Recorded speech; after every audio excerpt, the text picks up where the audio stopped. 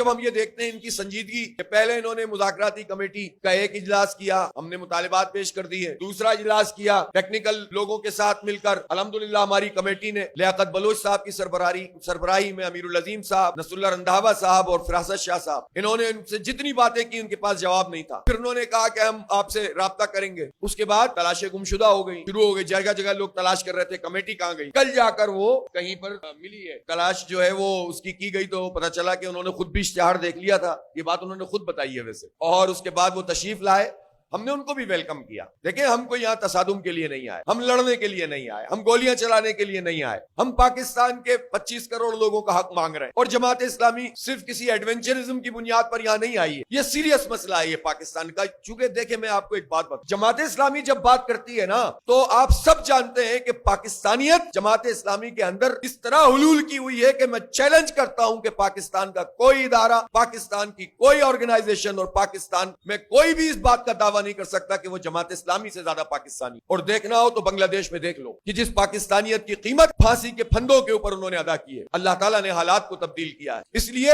کوئی اس کو یہ نہیں کہہ سکتا کہ ہم کسی ایڈونچرزم پر بات کر رہے ہیں، ہم پاکستان کے ایک ایک بچے کو اون کرتے ہیں، ایک ایک جوان کو اون کرتے ہیں، اور ایک ایک ادارے کو اون کرتے ہیں۔ سب ہمارے ادارے ہیں، سب ہمارے ہیں، ہم سب کی بات کر رہے ہیں۔ تنخواہ دار تو فوجی بھی ہے، بیوروکریٹ بھی ہے، تنخواہ دار تو کسی فیکٹری میں کام کرنے والا بھی ہے، کوئی پروفیشنل بھی ہے، میڈیا کا پرسن بھی ہے، ہم ان سب کی بات کر رہے ہیں، اور اس لیے کر رہے ہیں کہ یہ ضروری ہے ورنہ مر جائیں گے لوگ جب اپنی تنخواہ گھر میں لے کر آئیں اور ان کو پتہ چلے کہ اس تنخواہ سے زیادہ تو بل آیا ہوا ہے بجلی کا، کہاں جائیں گے؟ اس لیے ہم یہ بات واضح کرنا چاہتے ہیں، کوئی شوق میں آ کر نہیں بیٹھے ہیں، ایک قومی ضرورت کے تحت بیٹھے ہیں، اس کو ایڈریس کرنا پڑے گا، اور ناک اونچی اور نیچی کرنے کا مسئلہ نہیں ہے۔ وہ بھائی سارا کریڈٹ حکومت لے لے اور اعلان کرے لیکن اقدام کرے، صرف اعلانات سے تو ہم بہلنے والے نہیں ہیں، اقدامات سامنے آنے چاہیے، وہ ایگریمنٹ کریں جس میں اقدامات شامل ہوں۔ تو مذاکرات سے ہمیں کوئی مسئلہ نہیں، ہم مذاکرات کرنا چاہتے ہیں، مسئلے کا حل چاہتے ہیں، لیکن ایسا نہیں ہو سکتا کہ آپ ہمیں ہوائی باتیں کر کے کہیں کہ صاحب آپ یہاں سے اٹھ کے چلے جائیں، ہم اس لیے اٹھ کر جانے کے لیے یہاں پر نہیں آئے۔